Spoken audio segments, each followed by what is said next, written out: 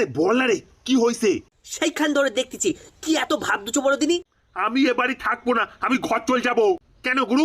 দেখ ভাই, আমার মালিক তাম্বাকু খায়, বিমাল খায়, বাংলা খায়, তারপরে যা ঘষে না আমাকে, আমার পুরো অবস্থা পায়খানার বিড়াসের মতন হয়ে যায়। বুঝতে পারতেছি গুরু।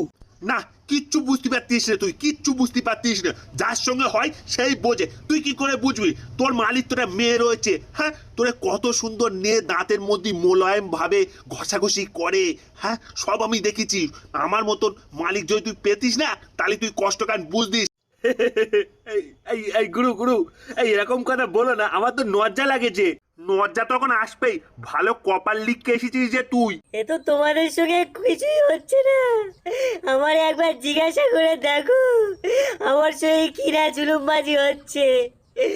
না বাবা, দাড়ি কাটা লেজার, দাড়ি তো আমাকে কাটতেই হয়। ও ছাড়া বাদ দিয়ে নিচে বগল ওপর কোনো কিছুই বাদ যায় না।